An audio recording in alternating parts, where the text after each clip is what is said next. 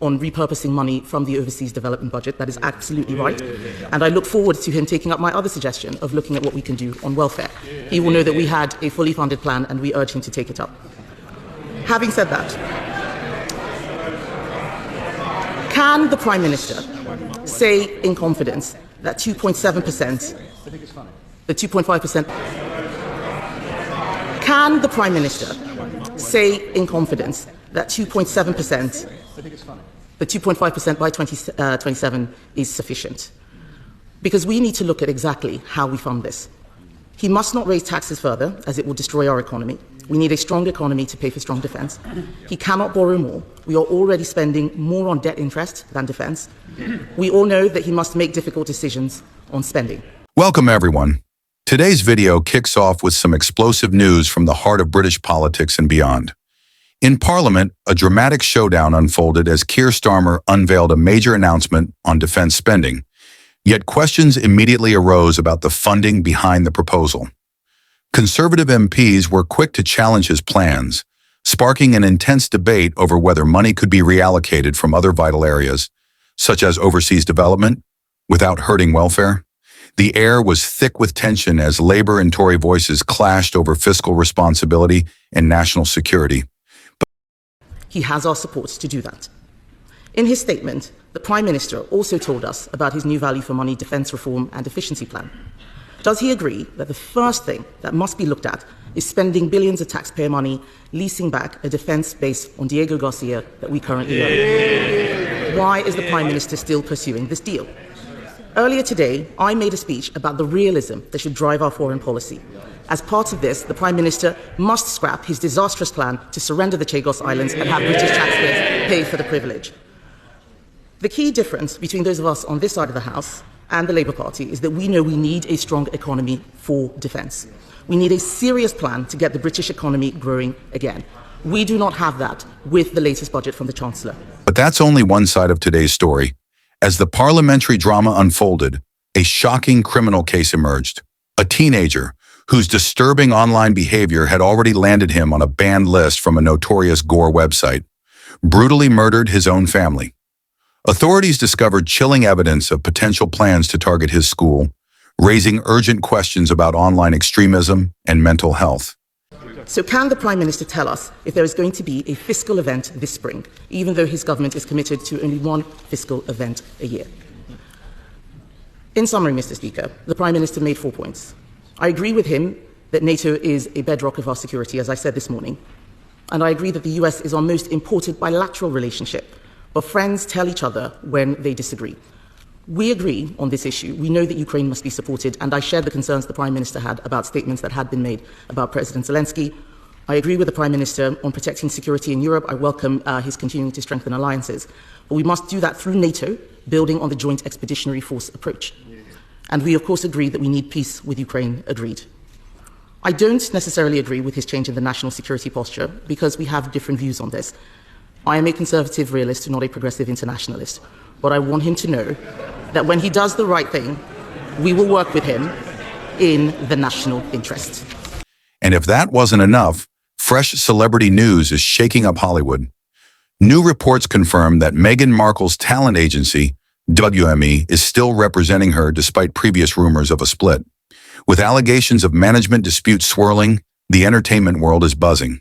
Stay tuned, because in today's video, we're going to break down every detail, from the heated parliamentary exchanges and their far-reaching implications, to the disturbing criminal case and the latest celebrity controversy.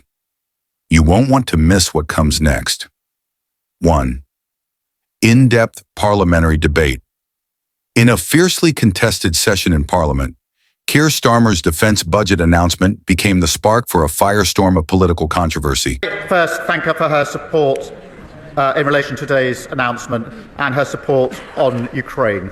That is important to the government, it's important to the House, but mostly it's important to the Ukrainians and to President Zelensky, because they want to see unity in our House. They value unity in our House as they enter, after 3 years of a conflict, a very difficult stage of the war with Russia and the Russian aggression.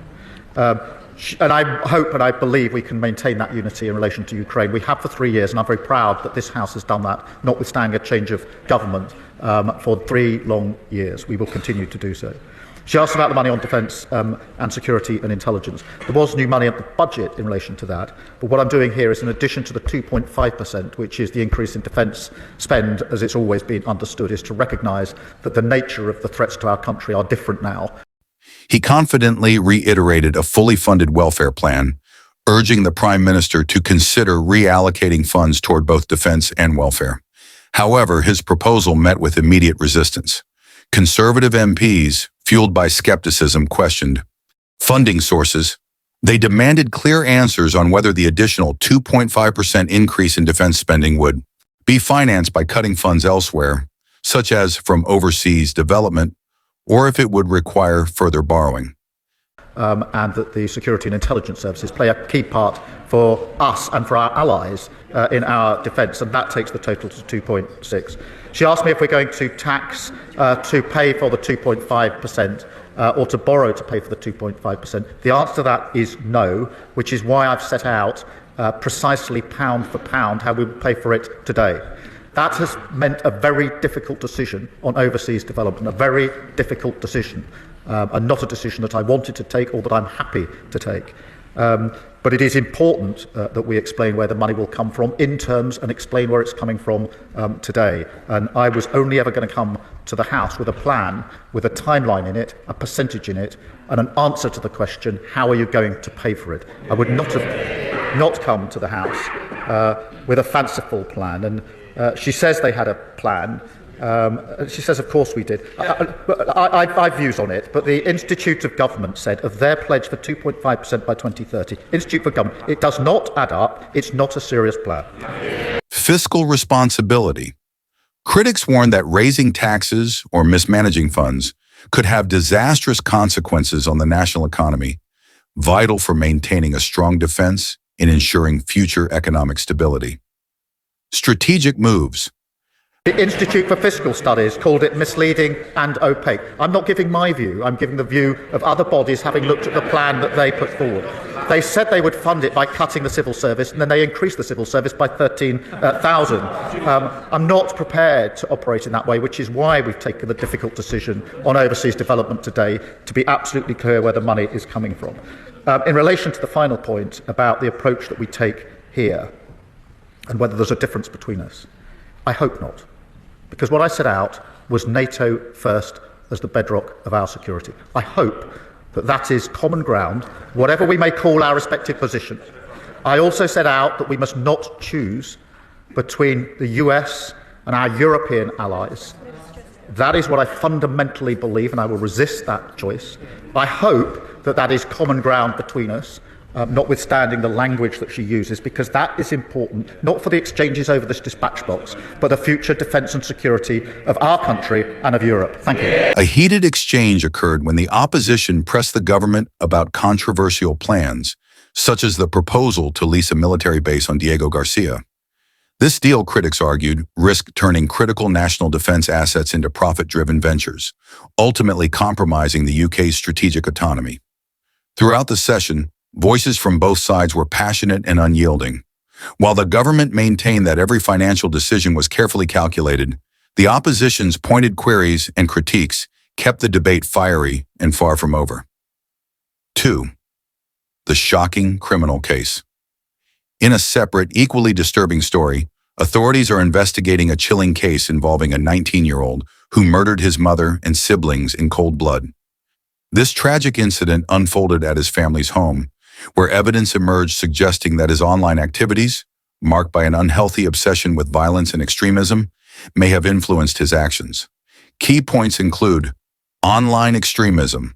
The teenager had been banned from a notorious website known for sharing graphic content of violent deaths, and his online behavior revealed a fixation on brutal acts. Potential school attack.